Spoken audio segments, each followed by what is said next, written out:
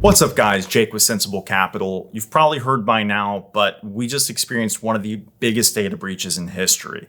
And unfortunately, you were probably affected. National Public Data, a large consumer data broker based out of Coral Springs, Florida, just acknowledged the following on August 12th. The incident is believed to have involved a third-party bad actor that was trying to hack into data in late December 2023, with potential leaks of certain data in April 2024 and summer of 24. The information that was suspected of being breached contained name, email address, phone number, social security number, and mailing addresses. 2.9 billion, yes, billion with a B, rows of data, including the social security numbers of as many as 272 million people, are thought to be affected. And don't think that just because you aren't in the US that you're safe either. It's reported that within those 2.9 billion records is the information of Canadian and British citizens as well. On April 7th, the hacker group known as USDOD reportedly posted the data for sale on a thread on the dark web community breach forums for a whopping $3.5 million. Later on July 21st, they released more than 4 terabytes of that data on the same site. But wait, that's not even the worst part. It appears that the unencrypted data was accessed after a sister property of NPD, recordscheck.net, inadvertently published the passwords to a file that was freely accessible from its homepage all the way up until August 19th. Look, I'm no attorney, but if that's not negligence, I don't know what is. Your entire business revolves around handling people's sensitive data, and yet you drop the ball on the most basic security measures. But anyways, what's done is done. Let's talk about what you can do. I'm going to break down 3 simple actions that you can take. First, freeze your credit. This is where you contact the credit bureaus directly and request either online, over the phone, or by mail to freeze your credit profile. Doing so makes it a lot harder for someone to open new accounts in your name, since any application for new credit should get denied immediately. Here's a few key points to keep in mind. Freezing your credit is required by the government to be free. A freeze request must go into effect within 1 business day or 3 business days if requested by mail. You can request it be unfrozen at any time, and that has to take place within 1 hour. And you also won't be able to apply for any new credit. So if you're planning on applying for a new credit card, car loan, or mortgage, you need to make sure you remove the freeze. You can actually schedule a temporary thaw for a certain window of time if you're planning on applying for something that will automatically refreeze after the fact. A lot of experts actually recommend that you just keep a freeze on file at all times and only lift it temporarily when you're going to apply for new credit.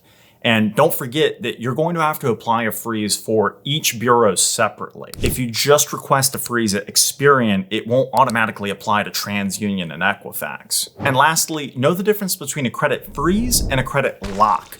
These both serve the same primary goal, but the big difference is that a credit freeze is your right under federal law, and a credit lock is typically going to have a fee attached. $24.99 per month in the case of Experian. Credit locking services are typically bundled with other benefits so that these companies can justify charging for them. But honestly, most people will be just fine with a standard credit freeze and free credit monitoring services. And that brings us to the next action you can take. Check your credit report. Now, checking your credit report is really something you should be doing routinely, breach or not, but let's be real, you've probably been slacking. Okay, I have too, but nonetheless, recent legislation has made it so that you can actually get a free copy of your report every week. And yeah, I know most people aren't going to check that often, but if you haven't taken a look in a while, what better time than now? The thing about data breaches is that sometimes years can pass before they use your information. Just because you check your report now and everything looks normal doesn't mean that'll always be the case. The more often you check, the more you can stay on top of things, and if anything does pop up, you can catch it early. And keep in mind that you can and should do this whether or not you have a freeze in place, because other issues can still arise even if your file's frozen. And lastly, take preventative action. You need to stay vigilant. It's way easier to prevent issues from arising than it is to try to repair your credit after the fact. And data breaches aren't the only way your info can be stolen. Skimming credit cards at an ATM or gas pump, stealing sensitive documents from the mail, phishing emails or texts saying that your package is delayed and they need some info from you, public Wi-Fi hacking to intercept data, SIM swapping, and just good old-fashioned in-person social engineering.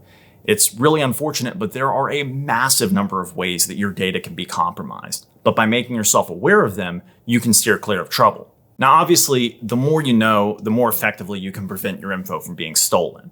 But if you just follow a few general guidelines, you'll greatly decrease the likelihood of waking up to find out, hey, congrats, you just bought a car on the other side of the country. First, use strong, unique passwords and change them regularly. Now, most people already know this, but just like checking your credit report more regularly, we could all probably be a bit better about our password management. Second, don't click on weird stuff. If you get a weird looking email, just don't open it. And if you already did, don't click on any of the links inside. Sometimes that's all it takes. And if you get a text from someone saying, hey, Jim, are you still in Boston? Only your name isn't Jim and you've never been to Boston, don't bother responding.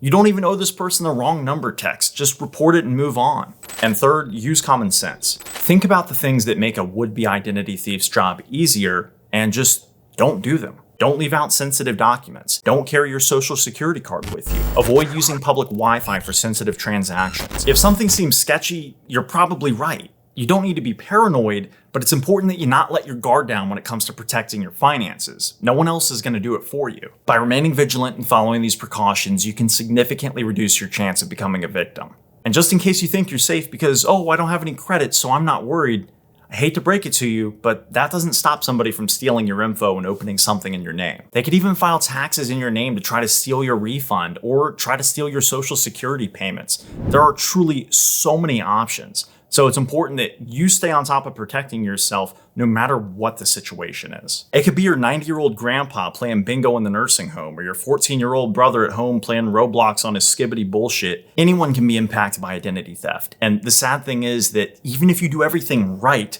it can still happen thanks to breaches like this. Look, the reality is that breaches are going to happen no matter what. But until we can truly hold these companies accountable and implement some higher standards for data protection, this isn't the last case of blatant carelessness that we're going to see. So until that time, we'll just keep stacking up those whopping $5 class action settlement checks. I put some links in the description below to freeze your credit with the 3 main bureaus if you're interested. Don't forget to like, subscribe, and hit the notification bell. Thanks again for watching, and always remember to be sensible.